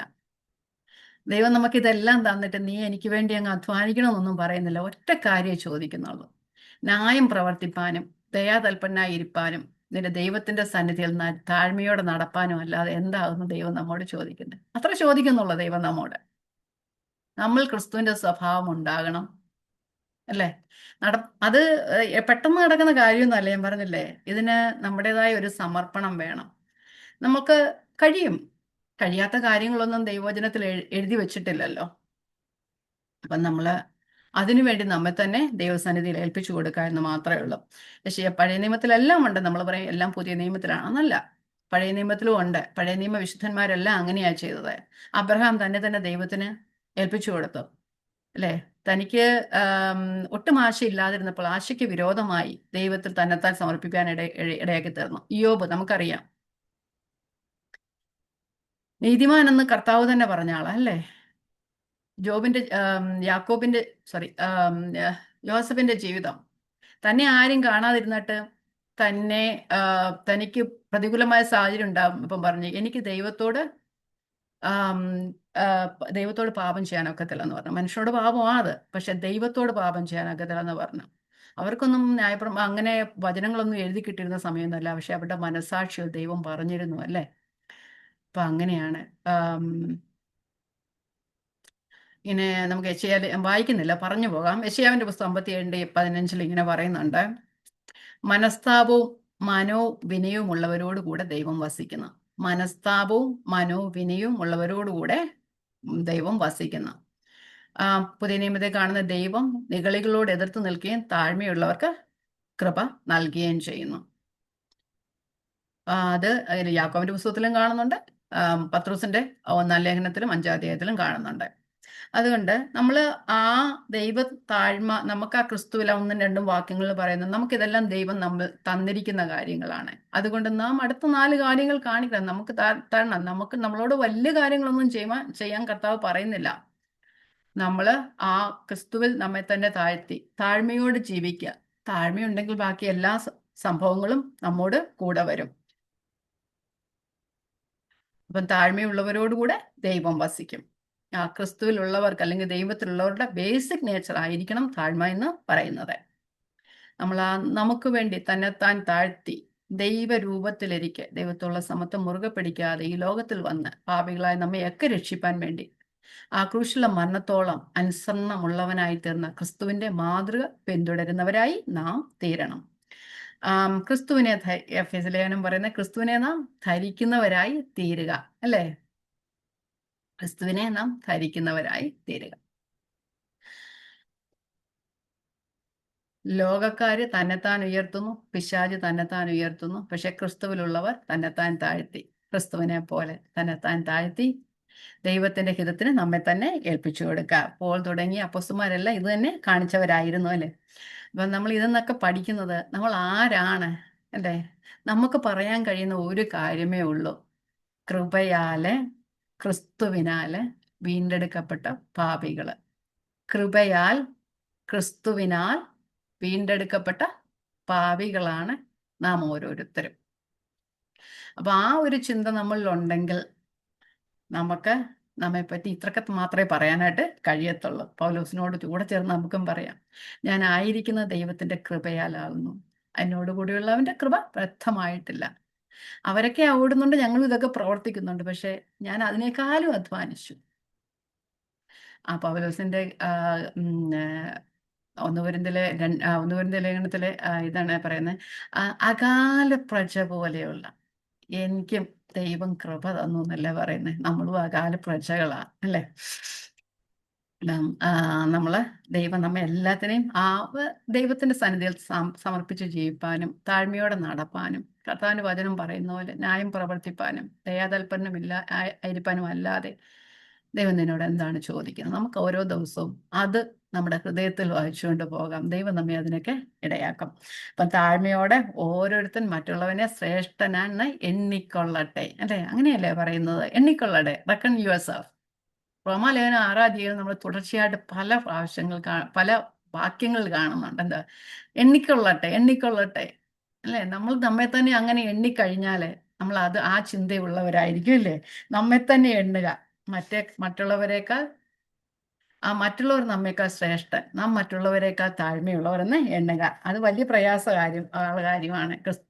പരിശുദ്ധാത്മാവിനെ, നമ്മൾ വസിക്കുന്ന പരിശുദ്ധാത്മാവിനാൽ മാത്രമേ നമുക്ക് അങ്ങനെ ആയി തീരുവാനായിട്ട് കഴിയത്തുള്ളൂ. പരിശുദ്ധാത്മാവിനും ദൈവവചനത്തിനും നമ്മെ തന്നെ ഏൽപ്പിക്കുക. സ്പർജൻ ഇങ്ങനെയാണ് പറഞ്ഞത്: ഐക്യം സൃഷ്ടിക്കാൻ ആദ്യം നിങ്ങൾ നിങ്ങളുടെ മനസ്സിന്റെ വിനയം നേടിയെടുക്കണം. മറ്റുള്ളവരായി യോജിച്ചു പോകണമെങ്കിൽ നമ്മുടെ ഉള്ളിൽ ആദ്യം താഴ്മ വേണം. പറഞ്ഞതുപോലെ നമ്മൾ ഐക്യതയിൽ പോകണമെങ്കിൽ താഴ്മ വേണം. താഴ്മയുള്ളവരാണെങ്കിൽ നാം ക്രിസ്തുവിന്റെ സ്വഭാവം പിന്തുടരായിരുന്നു. ആ ക്രിസ്തുവിന്റെ സ്വഭാവം പിന്തുടരുന്ന പോലെ, ക്രിസ്തുവിനെ പിന്തുടരുന്നതിലൂടെ ലഭിക്കുന്ന സ്വഭാവ ഗുണമാണ് താഴ്മ. അതുകൊണ്ടാണ് കർത്താവ് പറഞ്ഞത്: അധ്വാനിക്കുന്നവരും ഭാരം ചുമക്കുന്നവരും എൻ്റെ അടുക്കൽ വരുവാൻ ഞാൻ നിങ്ങളെ ആശ്വസിപ്പാൻ. ഞാൻ സൗമ്യതയും താഴ്മയുള്ളവനാകിയാൽ എൻ്റെ നുകം ഏറ്റുകൊണ്ട് എന്നോട് പഠിപ്പിൻ. നുകം ഏൽക്കണം. ക്രിസ്തുവിനോട് കൂടെയുള്ള നുകം നാം ഏറ്റാലേ ഒക്കത്തുള്ളൂ. ഓക്കെ, നമുക്ക് അടുത്ത വാക്യത്തിലേക്ക് പോകാം. 4-ാമത്തെ വാക്യം: ഓരോരുത്തൻ സ്വന്തം ഗുണമല്ല മറ്റുള്ളവന്റെ ഗുണം കൂടെ നോക്കണം. സ്വന്തം ഗുണമല്ല മറ്റുള്ളവന്റെ ഗുണം കൂടെ നോക്കണം. നമ്മളെല്ലാവരും സ്വന്തം ഗുണം നോക്കുന്നവരാണ്. പക്ഷെ ഇവിടെ ഞാൻ PUC ബൈബിളോട് ഒന്ന് വായിക്കാം. ഇംഗ്ലീഷും അത് തന്നെയാണ് പറയുന്നത്. ഓരോരുത്തരും സ്വന്തം താല്പര്യം മാത്രം നോക്കിയാൽ പോരാ, മറിച്ച് മറ്റുള്ളവരുടെ താല്പര്യം കൂടെ പരിഗണിക്കണം. അപ്പോൾ സ്വന്തം കാര്യം നോക്കാതിരിക്കണമെന്ന് പറഞ്ഞിട്ടില്ല, സ്വന്തം താല്പര്യം മാത്രം എന്നുള്ളൊരു കാര്യം കൂടെ അവിടെ ഉണ്ടല്ലേ. മലയാളം നമ്മുടെ സത്യവേദ പുസ്തകം, വിശുദ്ധ വേദപുസ്തകം ഒക്കെ പറയുന്നത് ഓരോരുത്തരും സ്വന്തം ഗുണമല്ല മറ്റുള്ളവരുടെ ഗുണം കൂടെ നോക്കണം. ഇവിടെ മറ്റേ ഇംഗ്ലീഷ് ട്രാൻസ്ലേഷനും അതുപോലെ തന്നെ മറ്റ് മലയാളം ട്രാൻസ്ലേഷൻസ് ഒക്കെ പറയുന്ന ഓരോരുത്തരും സ്വന്തം താല്പര്യം മാത്രം നോക്കിയാൽ പോരാ, മറിച്ച് മറ്റുള്ളവരുടെ. അപ്പം സ്വന്തം ഗുണം നമ്മൾ നോക്കണം. നമ്മുടെ ഗുണം വേറെ ആരും നോക്കാൻ വരുന്നില്ല. അതുകൊണ്ട് നമ്മുടെ ജോലിയും കുടുംബവും മറ്റുള്ള കാര്യങ്ങളെല്ലാം നാം നോക്കണം. അതിനു പുറമെ മറ്റുള്ളവരുടെ കാര്യം കൂടെ നോക്കണം. മറ്റുള്ളവരുടെ കാര്യം എന്ന് പറയുമ്പം അവരുടെ ആവശ്യങ്ങൾ അറിയണം, അവരുടെ ഭാരം അറിയണം, അവരുടെ പ്രശ്നങ്ങൾ അറിയണം. അപ്പം സഹോദരനെ നമ്മെ പോലെ തന്നെ സ്നേഹിക്കുക. ക്രിസ്തുവിന്റെ ശരീരത്തിന്റെ അവയവങ്ങളായ ഓരോരുത്തരും ഒരു അവയവത്തിന് ഒരു മാനം വന്ന അവയവങ്ങളൊക്കെ കൂടെ സന്തോഷിക്കുന്നു. ഒരു അവയവത്തിന് ദുഃഖം വന്നാൽ അവയവങ്ങളൊക്കെ കൂടെ ദുഃഖിക്കുക, അല്ലേ? അപ്പം ആ ദുഃഖം എല്ലാവരിലും കാണണം. ഓരോരുത്തരും സ്വന്തം ഗുണമല്ല മറ്റുള്ളവരുടെ ഗുണം, മറ്റൊരുത്തന്റെ ഗുണം കൂടെ, അല്ലെ മറ്റുള്ളവന്റെ ഗുണം കൂടെ നോക്കണം. താഴ്മയുടെ യഥാർത്ഥമായ ഒരു ഡെഫിനിഷൻ അതെന്ന് പറയുന്നത്. താഴ്മ അപ്പൊ സ്വന്തം ഗുണവും മറ്റുള്ളവന്റെ ഗുണവും കൂടെ നോക്കുകയാണെങ്കിൽ അത് താഴ്മ എന്ന് നമുക്ക് പറയാനായിട്ട്. Deny your self and living for others. സ്വയത്തെ ത്യജിച്ച് മറ്റുള്ളവരുടെ ഗുണം നോക്കുക. നമ്മൾ 1-ാം അധ്യായം 27-ാം വാക്യത്തിൽ ഈ സുവിശേഷത്തിന് യോഗ്യമാവണ്ണം നടക്കുക. എഫെസ്യ ലേഖനം പറയുന്നുണ്ട്, നിങ്ങളെ വിളിച്ചിരിക്കുന്ന വിളിക്ക് യോഗ്യമാക്കുക. എന്തൊരു സ്വർഗീയ വിളിയാൽ നമ്മെ വിളിച്ചതല്ലേ. ആ ഒരു വിളി ഉന്നത വിളിയാണ്. അത് എവിടേക്കുള്ള വിളിയാ? നിത്യരാജ്യത്തിലേക്കുള്ള വിളിയാ. അപ്പം നാം എവിടെയാണെന്ന് അറിയണം. നമ്മൾ സ്വർഗീയ പൗരത്വമുള്ളവരാ. നാം ആയിരിക്കുന്ന രാഷ്ട്രത്തിന്റെ റൂൾസ് ആൻഡ് റെഗുലേഷൻസ് നാം ഫോളോ ചെയ്യുന്നത് പോലെ സ്വർഗീയ പൗരന്മാരായ നമ്മൾ ആ സ്വർഗരാജ്യത്തിന്റെ റൂൾസ് ആൻഡ് റെഗുലേഷൻസ് ഫോളോ ചെയ്യുന്നവർ ആയിരിക്കണം. മറ്റുള്ളവർക്ക് വേണ്ടിയിട്ട് സമർപ്പണ ഭാവത്തോടെ നാം നമ്മെ തന്നെ ഏൽപ്പിച്ചു കൊടുക്കുക മാത്രമാണ് നമ്മുടെ സ്വാർത്ഥമായ ശണ്ടയും ദുരഭിമാനവും ശാഠ്യവും ഒക്കെ നമ്മെ വിട്ടുമാറത്തുള്ളൂ, അല്ലേ? അങ്ങനെയാണെങ്കിൽ നമ്മുടെ സ്വാർത്ഥത ഉപേക്ഷിക്കുകയാണെങ്കിൽ മറ്റുള്ളവരെ പോലെ നമ്മെ പോലെ മറ്റുള്ളവരെയും കാണുവാനായിട്ട് കഴിയും. പറഞ്ഞതുപോലെ ഒരു ശരീരത്തിന്റെ ഭാഗങ്ങളാണ്, ഒരു അപ്പത്തിന്റെ പല നുറുക്കുകളാണ് നാം എല്ലാവരും. അതുകൊണ്ട് ഓരോരുത്തരും മറ്റുള്ളവരുടെ ആവശ്യം നോക്കിയിട്ട് നാം പ്രവർത്തിക്കുക. മിനിസ്റ്റർ ടു അതേഴ്സ്, മറ്റുള്ളവരെ ശുശ്രൂഷിക്കുക. വചനം പഠിക്കുകയും പ്രസംഗിക്കുകയും ഒക്കെ ചെയ്യാം നമുക്ക്. പക്ഷെ അത് ചെയ്യണം, അതും ഒരു ശുശ്രൂഷയാണ്. പക്ഷെ അതിലധികമായിട്ട് വേറെ ശുശ്രൂഷകളും തന്നിട്ടുണ്ട്. നമുക്ക് വചനം പഠിപ്പിക്കുന്നവർ മാത്രമേ, ചിലവർ പറയുന്നുള്ളൂ വചനം പഠിപ്പിക്കുന്നവരും പ്രസംഗിക്കുന്നവരും അല്ലെങ്കിൽ വേറെ മിഷണറി പ്രവർത്തനങ്ങളൊക്കെ ചെയ്യുന്നവർ മാത്രമേ ദൈവ ശുശ്രൂഷ ചെയ്യുന്നു. അതൊന്നും അല്ല. നമ്മൾ ഒരു ഉത്തമ ഉദാഹരണം നമുക്ക് കാണുകയാണെങ്കിൽ നമുക്ക് 1 തെസ്സലോനിക്ക ലേഖനം 5:14 ഒന്ന് വായിച്ചു നോക്കി. അവിടെ പറയുന്നുണ്ട്, വായിക്കാം. സഹോദരന്മാരെ, ഞങ്ങൾ നിങ്ങളെ പ്രബോധിപ്പിക്കുന്ന ക്രമം കെട്ടവരെ ബുദ്ധി ഉപദേശിപ്പിൻ, ഉൾക്കരുത്തില്ലാത്തവരെ ധൈര്യപ്പെടുത്തുവിൻ, ബലഹീനരെ താങ്ങുവിൻ, എല്ലാവരോടും ദീർഘക്ഷമ കാണിപ്പിൻ, ആരും തിന്മയ്ക്ക് പകരം തിന്മ ചെയ്യാതിരിപ്പാൻ നോക്കുവിൻ, തമ്മിലും എല്ലാവരോടും എപ്പോഴും നന്മ ചെയ്തുകൊണ്ടിരിപ്പിൻ. ഇത് ഈ ശുശ്രൂഷയിലുള്ള കാര്യമല്ല, എല്ലാവർക്കും ചെയ്യാവുന്ന കാര്യമാണ്. ക്രമം കെട്ടവരെ ബുദ്ധി ഉപദേശിപ്പിൻ, ഉൾക്കരുത്തില്ലാത്തവരെ ധൈര്യപ്പെടുത്തുവിൻ, ബലഹീനരെ താങ്ങുവിൻ, ആരോടും തിന്മയ്ക്ക് പകരം തിന്മ ചെയ്യരുത്, എല്ലാവരോടും നന്മ ചെയ്തുകൊണ്ടിരിപ്പിൻ. അല്ലേ? അത് കഴിഞ്ഞ് കുറേ കാര്യങ്ങൾ പറയുന്നുണ്ട്. അതെല്ലാം നാം ദൈവമക്കളായവരിൽ കാണേണ്ട കാര്യങ്ങളാണ്. അപ്പം നാം മറ്റുള്ളവരെ സ്നേഹിക്കുക, മറ്റുള്ളവർക്ക് വേണ്ടി കരുതുക. കർത്താവും അങ്ങനെയായിരുന്നു. തൻ്റെ ഗുണമല്ല, മറ്റുള്ളവന്റെ ഗുണം കൂടെ നോക്കുക. അതുകൊണ്ട് താഴത്തുള്ള ഭാഗങ്ങൾ 5-ാമത്തെ വാക്യത്തിൽ പറയുന്നത് ക്രിസ്തുവിന്റെ ഭാവം നിങ്ങളിലും ഉണ്ടാക്കിയെടുക്കുക എന്നുള്ള പറയുന്നത്. മറ്റുള്ളവരുടെ വചനം പ്രസംഗിക്കുന്നതും വചനം പഠിപ്പിക്കുന്നതും മാത്രമല്ല, വലിയ ശുശ്രൂഷകളൊക്കെ ചെയ്യുന്നതും ഒന്നും അല്ല ക്രിസ്തുവിനെ സേവിക്കുക. ബാക്കി എല്ലാ ശുശ്രൂഷകളും മറ്റുള്ളവരെ ഫോൺ, ഞാൻ മിക്കവാറും പറയല്ലോ, വിഷമത്തിലിരിക്കുന്നവരെ ഫോൺ വിളിച്ചൊന്ന് സംസാരിക്കുക, അവർക്ക് വേണ്ടി ഒന്ന് പ്രാർത്ഥിക്കുക, അവരുടെ കാര്യങ്ങൾ ഷെയർ ചെയ്യാൻ നമ്മോട് പറയുമ്പോൾ നമ്മൾ ഇച്ചിരി സമയം കണ്ടെത്തുക. അപ്പൊ അതൊക്കെ വലിയ ശുശ്രൂഷകളാണ്. നമുക്ക് ഒന്നും ചെലവില്ലാതെ ചെയ്യുവാൻ കഴിയുന്നതാണ്. നമുക്ക് മറ്റുള്ളവർക്ക് വേണ്ടി പ്രാർത്ഥിക്കാം. നമ്മുടെ ആവശ്യം പോലെ തന്നെ മറ്റുള്ളവരുടെ ആവശ്യങ്ങളും മനസ്സിലാക്കി, നമ്മൾ ചിലപ്പം പറയത്തില്ലേ, അവരുടെ ഷൂവിൽ നിന്നുകൊണ്ട് നമുക്ക് അത് ചെയ്യാനായിട്ട് നമുക്ക് കഴിയും. നമ്മുടെ വീട്ടിലിരുന്ന് നമുക്ക് ചെയ്യാവുന്ന കാര്യങ്ങൾ, അതൊക്കെ വലിയ ശുശ്രൂഷയാണ്. പ്രസംഗിക്കുന്നവരെയും വചനം പഠിപ്പിക്കുന്നവരെയൊക്കെ എല്ലാവരും അറിയായിരിക്കും, പക്ഷേ ഈ പ്രാർത്ഥിക്കുന്നവരെ ആരും അറിയണമെന്ന് നിർബന്ധമില്ല. പക്ഷെ നമ്മെ നല്ലോണം അറിയുന്നൊരു ദൈവമുണ്ട്, അല്ലേ? കർത്താവിന് നമ്മെ അറിയാം, നമ്മെ എന്തിനാ ആക്കി വെച്ചിരിക്കുന്നതെന്ന്, അല്ലേ? ഇതെല്ലാം ദൈവിക ശുശ്രൂഷകളുടെ, ക്രിസ്തീയ ശുശ്രൂഷകളുടെ ഭാഗമാണ്. നമുക്കതെല്ലാം ചെയ്യുവാനായിട്ട് കഴിയണം. ഓക്കെ. നമുക്ക് ചിലപ്പം പറയും നമുക്ക് സമയമില്ല, അല്ലേ? പക്ഷെ എല്ലാവർക്കും സമയമുണ്ട്. എല്ലാവർക്കും ദൈവം തന്നിരിക്കുന്ന സമയം തക്കത്തിൽ ഉപയോഗിക്കുക. സമയമില്ലെന്ന് തോന്നുന്നവര് കർത്താവിനോട് ചോദിക്കുക. അതാ തന്നെ പറയുന്നുണ്ട്, എനിക്ക് എന്നാലും ചോദിക്കുന്നതിനും അത്യന്തം പരമായി നമ്മൾ വ്യാപരിക്കുന്ന ഒരു ശക്തിയെ കഴിയുന്നവനല്ലേ. ചെയ്യാനായിട്ട് നമുക്ക് കഴിയും. ഞാൻ മുമ്പ് പറഞ്ഞതുപോലെ ചെയ്യാൻ വയ്യാത്ത കാര്യങ്ങളൊന്നും വചനം നമ്മളോട് പറയുകയില്ല. അപ്പൊ ഇവിടെ ഓരോരുത്തൻ സ്വന്തം ഗുണം മാത്രമല്ല, മറ്റുള്ളവന്റെ ഗുണം കൂടെ നോക്കണം. 5-ാമത്തെ വാക്യം, ക്രിസ്തുവേശുള്ള ഭാവം തന്നെ നമ്മളിലും ഉണ്ടായിരിക്കണം. 5, 6, 7, 8 ക്രിസ്തുവേശുള്ള ഭാവം എങ്ങനെയാണെന്നാണ് വിശദീകരിക്കുന്നത്. 5 മുതൽ 11, 5, 8 വരെയുള്ള വാക്യങ്ങൾ ക്രിസ്തുവിനെ നമ്മളുടെ ഇടയിൽ, നമ്മുടെ മുമ്പിൽ അപ്പോസ്തലൻ വരച്ച് കാട്ടുകയാണ് ചെയ്യുന്നത്. ക്രിസ്തുവേശുള്ള ഭാവം നിങ്ങളിലും തന്നെ ഉണ്ടായിരിക്കട്ടെ. അത് പറയുന്നത് അതിനകത്ത് നമ്മൾ 6 മുതൽ 8 വരെയുള്ള ഭാഗങ്ങൾ കാണുവാണെങ്കിൽ നമുക്ക് പറയാം ക്രിസ്തുവിന്റെ മനസ്സ് എങ്ങനെയാണെന്ന്. 1, പിതാവിന്റെ ഇഷ്ടം ചെയ്യുവാനുള്ള മനസ്സ്. 2, നിസ്വാർത്ഥമായ മനസ്സ്. 3, യാഗമായി തീർന്ന മനസ്സ്. 4, ശുശ്രൂഷിക്കുന്ന മനസ്സ്. ഒന്നുകൂടെ പറയാം, പിതാവിന്റെ ഇഷ്ടം ചെയ്യുവാനുള്ള മനസ്സ്, നിസ്വാർത്ഥമായ മനസ്സ്, യാഗമായി തീരുന്ന മനസ്സ്, ശുശ്രൂഷിപ്പാനുള്ള മനസ്സ്. നമ്മൾ മാർക്കോസിന്റെ സുവിശേഷത്തിൽ കർത്താവ് പറയുന്നുണ്ട്, മനുഷ്യപുത്രൻ ശുശ്രൂഷ ചെയ്യിക്കാനല്ല, ശുശ്രൂഷിപ്പാനും അനേകർക്ക് വേണ്ടി തന്റെ ജീവനെ മറുവിലയായി കൊടുപ്പാനും മാത്രമേ വന്നതെന്ന് പറയുന്നുണ്ടല്ലേ. അപ്പം കർത്താവ് ദൈവരൂപത്തിലിരുന്നവനാണ്. ദൈവമായവൻ ഈ ഭൂമിയിലേക്ക് വന്നു. മറ്റുള്ളവരെ ശുശ്രൂഷിക്കേണ്ട കാര്യമൊന്നുമില്ല. നമുക്ക് യോഹന്നാന്റെ സുവിശേഷം 13-ാം അധ്യായത്തിൽ കാണുന്നത്, അവരെ അവസാനത്തോളം, തൻ്റെ മരണത്തിന് മണിക്കൂറുകൾ മാത്രം ശേഷിക്കെ ഇവിടെ പറയുന്നുണ്ട്, അവരെ അവസാനത്തോളം സ്നേഹിച്ചെന്ന്. എത്രത്തോളം അവരെ സ്നേഹിക്കാൻ കഴിയുമോ അത്രത്തോളം എന്ന് പറഞ്ഞു കഴിഞ്ഞാൽ തൻ വസ്ത്രം ഉരിഞ്ഞു വെച്ച് തോർത്തെടുത്ത് അരയിൽ ചുറ്റി എന്തോ ചെയ്തേ, ശിഷ്യന്മാരുടെ കാല് കഴുകി. ദൈവമായിരുന്നവനാ, മനുഷ്യനെ സൃഷ്ടിച്ചവനാ, തൻ്റെ സൃഷ്ടിയായിരിക്കുന്ന മനുഷ്യന്റെ കാല് കഴുകുവാനായിട്ട് കർത്താവ് ചെയ്തു. അവരുടെ ഇടയിൽ എന്തോ പ്രോബ്ലം ഉണ്ടായിരുന്നു. അവരിൽ ആരാ മഹാനെന്ന് പറയുന്നതൊക്കെ അങ്ങനെയൊക്കെ ഉണ്ടായിരുന്നല്ലേ. തമ്മിൽ ചോദിച്ച അവസരങ്ങളൊക്കെ ഉണ്ടായിട്ടുണ്ട്. അപ്പം അവിടെ അവർക്കൊരു വലിയൊരു മാതൃക കാണിച്ചു കൊടുക്കുക. നിങ്ങളെ സൃഷ്ടിച്ചവനാണ്, സകലത്തിന്റെ ഉടയവൻ, നിങ്ങളുടെ കാൽ കഴിയുക. നിങ്ങൾ അതുപോലെ തന്നെ തന്നെത്താൻ അന്യോന്യം മറ്റൊരുത്തനെയും കൂടെ ശുശ്രൂഷിക്കണം. അന്നവർക്കൊന്നും മനസ്സിലായി കാണത്തില്ലായിരിക്കും. പക്ഷെ കർത്താവിൻ്റെ ക്രൂശാരോ സ്വർഗാരോഹണം ഒക്കെ കഴിഞ്ഞിട്ട് ശിഷ്യന്മാർ അത് തന്നെയാണ് ചെയ്തത്, അല്ലേ? സുവിശേഷത്തിന് വേണ്ടി ബന്ധനസ്ഥനായ പൗലോസ് താഴ്മയുള്ളവനാ, അല്ലേ?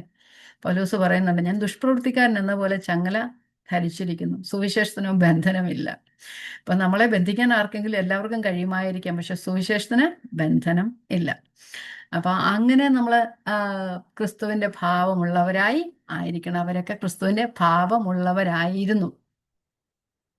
ഒന്ന് കൊരിന്ത്യർ 2:14 പറയുന്നത്, നാം ക്രിസ്തുവിന്റെ മനസ്സുള്ളവര് ആകുക. വാക്യങ്ങളൊന്നും വായിക്കുന്നില്ല, ഞാൻ ജസ്റ്റ് അങ്ങ് പറഞ്ഞു പോകുന്നതേ ഉള്ളൂ. ഒന്ന് യോഹന്നാന്റെ ലേഖനം 2-ാം അധ്യായത്തിന് 6-ാമത്തെ വാക്യത്തിൽ പറയുന്നുണ്ട്, അവരിൽ വസിക്കുന്നു എന്ന് പറയുന്ന അവൻ നടക്കുന്നത് പോലെ നടക്കേണ്ടതാകുന്നു. ക്രിസ്തുവിന്റെ മനസ്സുള്ളവരായി തീരുക. ക്രിസ്തു നമുക്ക് പിന്തുടരാനായിട്ടൊരു മാതൃക വെച്ചു പോയിരിക്കുകയാണ് ചെയ്യുന്നത്. നമ്മൾ എഫെസ്യ ലേഖനം 3-ാം അധ്യായത്തിൽ നമ്മൾ കാണുന്നുണ്ട്, അവർക്ക് വേണ്ടി പൗലോസ് അപ്പോസ്തലൻ പ്രാർത്ഥിക്കുന്നുണ്ട്, ക്രിസ്തു വിശ്വാസത്തിൽ നിങ്ങളുടെ ഹൃദയങ്ങളിൽ വസിക്കണം. അപ്പൊ നാം ക്രിസ്തു വിശ്വാസത്തിൽ നമ്മുടെ ഹൃദയങ്ങളിൽ വസിക്കുകയാണെങ്കിൽ നാം ക്രിസ്തു നടക്കുന്നത് പോലെ നമുക്ക് നടക്കുവാനായിട്ട് കഴിയുന്നു. നമ്മൾ ആത്മസ്വഭാവമുള്ളവരാണ്, ക്രിസ്തു നമ്മൾ വസിക്കുന്നവരാണ്. അതുകൊണ്ട് നാം ജഡത്തിന്റെ ഇഷ്ടത്തിനും അനുസരിച്ചല്ല പ്രവർത്തിക്കേണ്ടത്, ആത്മാവിന്റെ ഇഷ്ടം അനുസരിച്ച് നടക്കുന്നത് നമ്മൾ ആത്മസ്വഭാവമുള്ളവരായി തീരണം. കൊലോസ്യ ലേഖനം പറയുന്ന പോലെ നിങ്ങൾ ഉയരത്തുള്ളത് ചിന്തിപ്പേൻ, ഉയരത്തുള്ളതിനെ അന്വേഷിപ്പേൻ, അങ്ങനെയാണെങ്കിൽ നിങ്ങൾക്ക് ഉയരത്തിലുള്ള പ്രവൃത്തിയും ചെയ്യുവാനായിട്ട് കഴിയുമെന്ന് പറയുന്നുണ്ട്. കർത്താവായ യേശു ക്രിസ്തു നമുക്ക് വലിയൊരു മാതൃകയാണ് കാണിച്ചു തന്നേ പോലെ. അപ്പം നമുക്കറിയാം, പിതാവായ ദൈവത്തെ നാം അറിയുന്നത് ക്രിസ്തുവിലൂടെയാണ്, അല്ലേ? നമുക്ക് വചനത്തിൽ ദൈവത്തെക്കുറിച്ചുള്ള എങ്ങനെയാണെന്ന് നമ്മൾ വായിക്കുന്നതേ ഉള്ളൂ. പക്ഷെ ക്രിസ്തുവിലൂടെയാണ്, ക്രിസ്തുവിന്റെ മാതൃകയിലൂടെയാണ് നമുക്ക് ദൈവത്തെ കാണുവാനായിട്ട് കഴിയുന്നത്. കർത്താവ് തന്നെ പറയുന്നുണ്ട്, ദൈവത്തെ ആരും ഒരു നാളും കണ്ടിട്ടില്ല, പിതാവിന്റെ മടിയിലിരിക്കുന്ന ഏകജാതനായ പുത്രൻ തന്നെ അത് വെളിപ്പെടുത്തിയിരിക്കുന്നു എന്ന് പറയുന്നത്. അപ്പം ക്രിസ്തുവിന്റെ ഭാവം നമ്മൾ കണ്ടിട്ട് അതിന് ഉത്തമ ഉദാഹരണമായിട്ടാണ് 6-ഉം 7-ഉം 8-ഉം വാക്യങ്ങൾ പറയുന്നത്. ക്രിസ്തുവിന്റെ മനോഭാവം നമ്മൾ ഓരോരുത്തരും ഉണ്ടായിരിക്കണം. അപ്പം അങ്ങനെയുള്ള മനോഭാവം ഉണ്ടാകുവാണെങ്കിൽ ശാഠ്യവും ദുരഭിമാനവും ഒക്കെ മാറ്റിയിട്ട് താഴ്മയോടെ ഓരോരുത്തരും മറ്റുള്ളവനെ തന്നേക്കാൾ ശ്രേഷ്ഠനെന്ന് എണ്ണം. അപ്പൊ ക്രിസ്തുവിൽ വസിക്കുന്നു എന്ന് പറയുന്നവർ അവരെ പോലെ നടക്കേണ്ടതാകുന്നു. നമ്മൾ ഗലാത്യലേഖനം 5-ാം അധ്യായത്തിലൊക്കെ കാണുന്ന, ആത്മാവിനെ അനുസരിച്ച് നടപ്പീൻ, എന്നാൽ നിങ്ങൾ ജഡത്തിന്റെ മോഹം നിവർത്തിക്കുകയില്ല. ആത്മാവിനാൽ അനുസരിച്ച് നടക്കുന്നു എന്ന് ആത്മാവിനാൽ ജീവിക്കുന്നുവെങ്കിൽ ആത്മാവിനെ അനുസരിച്ച് നിങ്ങൾ നടക്കേണ്ടതാകുന്നു, അല്ലേ? അങ്ങനെയൊക്കെയാ പറയുന്നത്. അവിടെ ജഡത്തിന്റെ പ്രവൃത്തികളെ കുറിച്ച് പറയുന്നു, ആത്മാവിന്റെ ഫലത്തെക്കുറിച്ച് പറയുന്നു. ജഡത്തിന്റെ പ്രവൃത്തികളെ എല്ലാം വിട്ട് കളഞ്ഞിട്ട് നമ്മൾ ആത്മാവിന്റെ ഫലമുള്ളവരായി നടക്കണം. ഫലമുള്ളവരെന്ന് സ്നേഹം, സന്തോഷം, സമാധാനം, ദീർഘക്ഷമ, ദയ, പരോപകാരം, വിശ്വാസം, ഇവയൊക്കെയും നമ്മൾ ഉണ്ടാകണം. അങ്ങനെയെല്ലാം നമ്മൾ ഉണ്ടെങ്കിൽ നമ്മൾ സ്വാർത്ഥത ഇല്ലാതെ താഴ്മയുള്ളവരായി ക്രിസ്തുവിനെ പോലെ ജീവിക്കാനായിട്ട് കഴിയും. ഇവിടെ ഫിലിപ്പിയരോട് പൗലോസ് ദൈവത്തിന്റെ ആത്മാവിനാൽ നിങ്ങൾ ആ ക്രിസ്തുവിനെ നിങ്ങൾ പഠിച്ചതുപോലെ, ഗലാത്യനെന്ന് പറഞ്ഞാൽ ക്രിസ്തുവിനെ നിങ്ങൾക്ക് ക്രൂശിക്കപ്പെട്ടവനെ വരച്ച് കാണിച്ചിരിക്കുക, അല്ലേ? നിങ്ങളുടെ മുമ്പിൽ വരച്ച് കാട്ടിയിരിക്കുക എന്നാ പറയുന്നത്. അതുപോലെ നമ്മുടെ ഹൃദയത്തിലും ഒക്കെ വരച്ച് കാട്ടിയിട്ടുണ്ട്. ഫിലിപ്പിയരോട് പറഞ്ഞതുപോലെ നമ്മളും ആ താഴ്മയും ഐക്യതയൊക്കെ നമ്മുടെ ജീവിതത്തിൽ പ്രാവർത്തികമാക്കുവാനായിട്ട് ജീവിതത്തിൽ പ്രാവർത്തികമാക്കുവാനായിട്ട് നമ്മെ തന്നെ അതിന് മാതൃകയുള്ളവരാക്കി, ക്രിസ്തുവിന് മാതൃകയുള്ളവരായി ജീവിക്കുക. കർത്താവ് തൻ്റെ എല്ലാ താഴത്തെ വാക്യങ്ങളിൽ പറയുന്ന ക്രിസ്തു തൻ്റെ മഹത്വം എല്ലാം ഉപേക്ഷിച്ച് ആ ദൈവം എന്ന നമ്മൾ കഴിഞ്ഞ യോഹന്നാന്റെ പുസ്തകത്തിൽ വായിച്ച വാക്യങ്ങളൊക്കെ, സുവിശേഷത്തിൽ വായിച്ച വാക്യങ്ങളൊക്കെ അതല്ലേ, താൻ ദൈവമായിരിക്കെ, ദൈവത്തിന്റെ എല്ലാ അധികാരങ്ങളും ഉപയോഗിക്കാൻ കഴിയുമായിരിക്കെ, സ്വയമായി എല്ലാം ചെയ്യാവുന്നവനായിരിക്കെ അതൊന്നും ചെയ്യാതെ പിതാവിന്റെ ഇഷ്ടത്തിന് തന്നെത്താൻ ഏൽപ്പിച്ചു കൊടുക്കുകയും അതുപോലെ തന്നെ പിതാവിന്റെ ഇഷ്ടം പ്രവർത്തിക്കാൻ, പിതാവ് തന്നിൽ വസിച്ചുകൊണ്ട് പിതാവിന്റെ ഇഷ്ടം നിവർത്തിക്കാൻ തന്നെ ആ ഒരു മനസ്സുള്ള ക്രിസ്തുവിനെ നമുക്ക് കാണുവാനായിട്ട് കഴിയുന്നത്. നമ്മുടെ വാക്കിലും നടപ്പിലും സ്നേഹത്തിലും പ്രവൃത്തിയിലും നിർമ്മലതയിലും എല്ലാം, വിശ്വാസത്തിലും എല്ലാം ക്രിസ്തുവിന്റെ മനസ്സുള്ളവർ ആയിരിക്കണം. ക്രിസ്തുവിന്റെ അതേ ഭാവം തന്നെ നമ്മളിൽ ഉണ്ടായിരിക്കണം. പൗലോസ്, ഞാൻ എന്താ പറഞ്ഞല്ലേ, പൗലോസ് പറയുന്നുണ്ട്, ഞാൻ ക്രിസ്തുവിന്റെ അനുകാരി ആയിരിക്കുന്ന പോലെ നിങ്ങൾ എൻ്റെ അനുകാരികളാകുവേൻ. ക്രിസ്തുവിനെ പിൻപറ്റിയത് ശ്രമിക്കലാതെ പറയുന്നുണ്ട് പൗലോസ്, നിങ്ങൾ നടക്കേണ്ടത് എങ്ങനെയെന്ന് എന്നോട് ഗ്രഹിച്ചതുപോലെ നിങ്ങൾ നടക്കുന്നത് പോലെ, എന്നോട് ഗ്രഹിച്ചതുപോലെ എൻ്റെ പാത നിങ്ങൾ ഞാൻ എങ്ങനെയായിരുന്നു എന്ന് നിങ്ങൾ കണ്ടില്ലേ, അതുപോലെ നിങ്ങൾ നടക്കാം.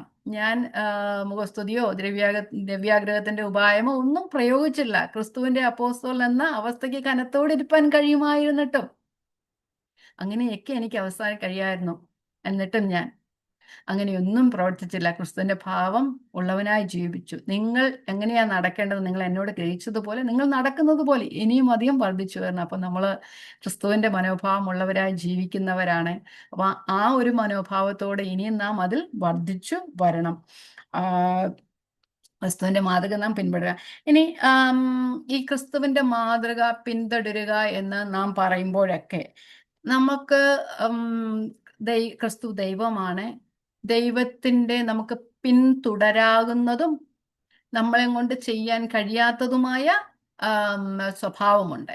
പറഞ്ഞാല് നമ്മൾ ദൈവത്തിന് മാത്രമുള്ള സ്വഭാവങ്ങൾ ഉണ്ട്. അത് നമ്മിലേക്ക് മനുഷ്യരിലേക്ക് പകരപ്പെടാൻ കഴിയാത്തതാണ്. ദൈവത്തിന്റെ ചില സ്വഭാവ ഗുണങ്ങൾ നമ്മളിലേക്ക് പകരുവാൻ കഴിയുന്നതാണ്. മനസ്സിലാകാൻ വേണ്ടിയിട്ട് ഞാൻ കുറച്ച് കാര്യങ്ങൾ മാത്രം പറയാം, എന്നിട്ട് നമുക്കിന്ന് അവസാനിപ്പിക്കാം. അപ്പൊ ദൈവത്തിന്റെ ചില യുണീക്ക് ആറ്റിറ്റ്യൂഡ്സ് ഓഫ് ഗോഡ് നമ്മളിലേക്ക് ട്രാൻസ്ഫർ ചെയ്യാൻ കഴിയാത്ത അതൊന്ന് പറയാം. ആ ദൈവത്തിന് മാത്രമുള്ള സവിശേഷതയാണ്. God is omni present. ദൈവം സർവവ്യാപിയാണ്. ഒരേ സമയം എല്ലായിടത്തും സന്നിഹിതനായിരിക്കുന്നവനാണ്. ദൈവം ആത്മാവാണ്. ശലോമോൻ പറഞ്ഞ സ്വർഗത്തിലും സ്വർഗത്തിലും നീ ഒതുങ്ങുകയില്ലല്ലോ എന്നല്ലേ. അങ്ങനെയുള്ളവനാണ്. അത് മനുഷ്യർക്ക് അങ്ങനെ ആകുവാനായിട്ട് കഴിയത്തില്ല. അത് നമ്മിലേക്ക് ട്രാൻസ്ഫർ ചെയ്യാൻ വയ്യാത്ത ദൈവത്തിന്റെ ഒരു സ്വഭാവ ഗുണമാണ്. രണ്ടാമത് ഒംനിസന്റ്, സർവജ്ഞാനിയായ ദൈവം. മനുഷ്യർ ജ്ഞാനികളാണ്, പക്ഷെ സർവജ്ഞാനിയല്ല. നമുക്ക് പരിമിതികളുണ്ട്, നമുക്ക് അറിയാവുന്ന കാര്യങ്ങളുണ്ട്. നമുക്ക് ചില കാര്യങ്ങൾ അറിയാമായിരിക്കും, പക്ഷെ ആ മേഖലയിലൊന്നും നാം പെർഫെക്റ്റ് ഒന്നും അല്ല. പക്ഷെ ദൈവത്തിന് അറിയാൻ വയ്യാത്തതായിട്ട് ഒരു കാര്യവുമില്ല. എല്ലാ കാര്യങ്ങളും ദൈവത്തിന് അറിയാലോ. സർവജ്ഞാനിയാണ്, എല്ലാം അറിയുന്നവൻ.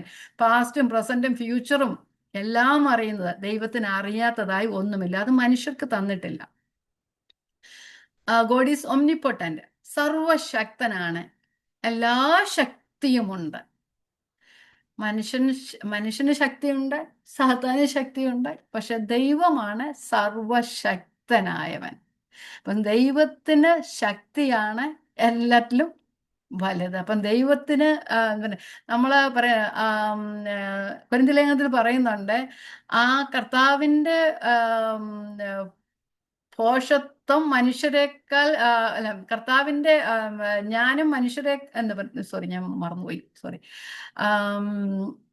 ദൈവം എനിക്ക് കിട്ടുന്നില്ല. ഓക്കെ, പോട്ടെ, വരുവാണെങ്കിൽ ഞാൻ പറയാം. ഓക്കെ, സർവശക്തനാണ്.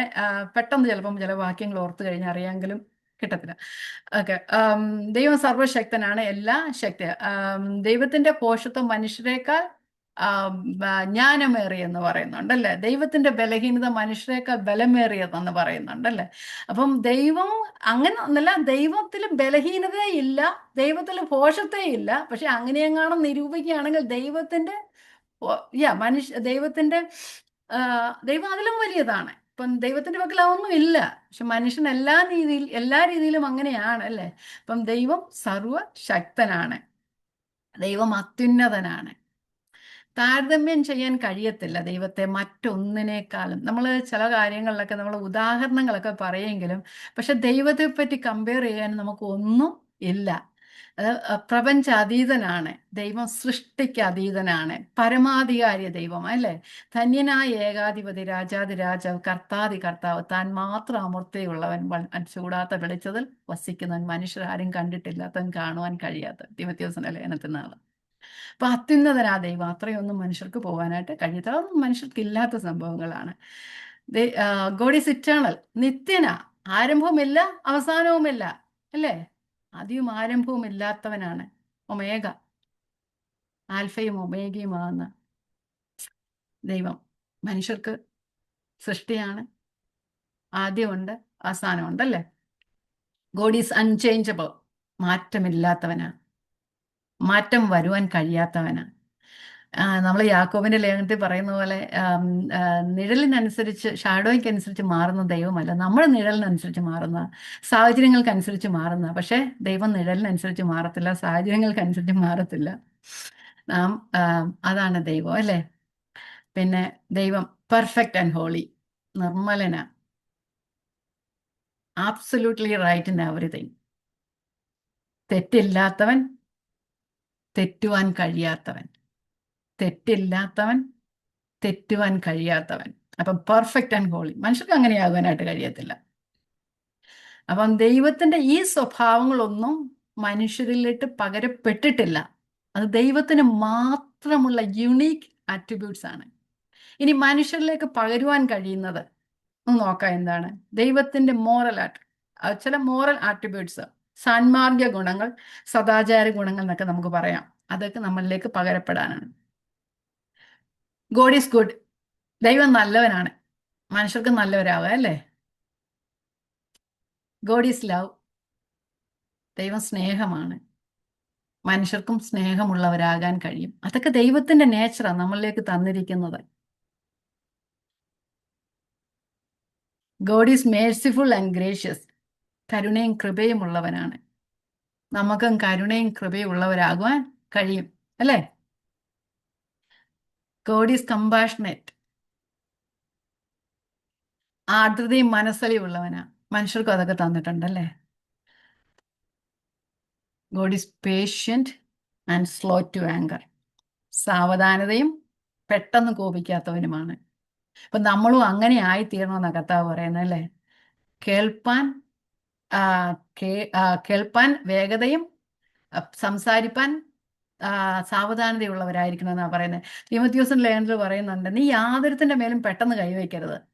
നമുക്ക് ഈ പെട്ടെന്ന് ഈ കോപം വരുന്നവരല്ലേ, പെട്ടെന്ന് കൈവെക്കാൻ പോയി കഴിഞ്ഞാൽ വേണ്ടാത്തൊക്കെ ചെയ്യും. പക്ഷെ ഒന്ന് ആലോചിച്ചിട്ട്, നമ്മൾ എന്തെങ്കിലും ചെയ്യുന്നതിന് മുമ്പേ ആലോചിക്കാന്ന് പറയാം, 2 പ്രാവശ്യം ആലോചിക്കാന്ന് പറയാം. അപ്പോൾ ഒന്ന് ആലോചിച്ചാൽ ചിലപ്പോൾ നമ്മൾ ആലോചിക്കാതെ നമ്മൾ ചെയ്യുന്നത്, ഒന്നുപോലും ആലോചിക്കാതില്ല. അപ്പം 2 പ്രാവശ്യം ആലോചിക്കുകയാണെങ്കിൽ നമ്മളതൊന്നും ചെയ്യത്തില്ല അല്ലേ? അപ്പം ആ ദൈവത്തിന്റെ നമുക്ക് സാവധാനതയും പെട്ടെന്ന് കോപിക്കാത്തവനാ ദൈവം. അപ്പം അത് നമ്മളിലേക്ക് പകരപ്പെടുന്നതാണ്.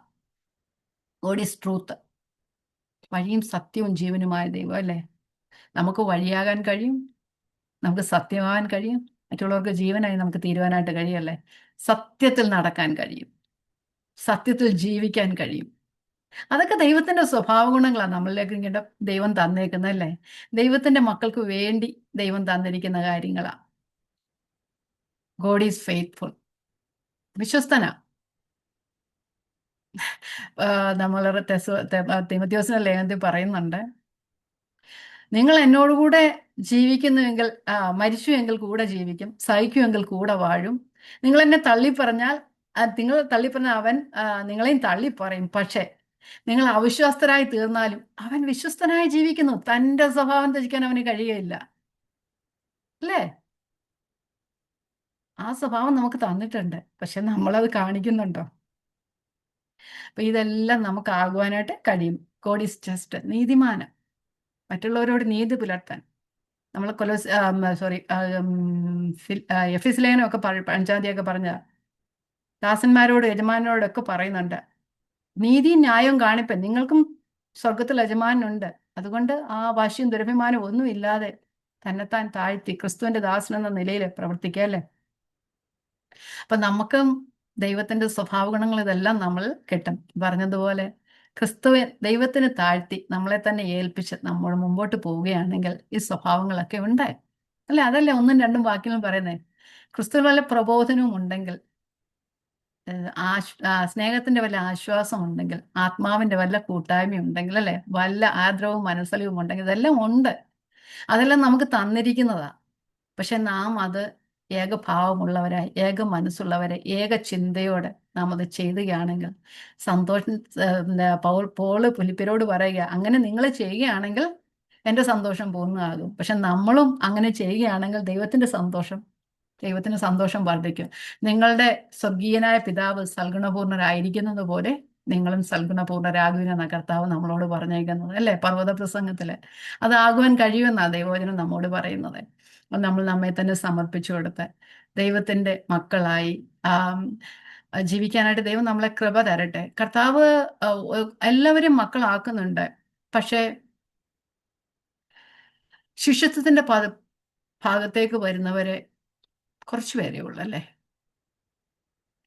നമുക്കറിയാം വലിയ കൂട്ടങ്ങൾ കർത്താവിനെ പിന്തുടരുന്നവരാ.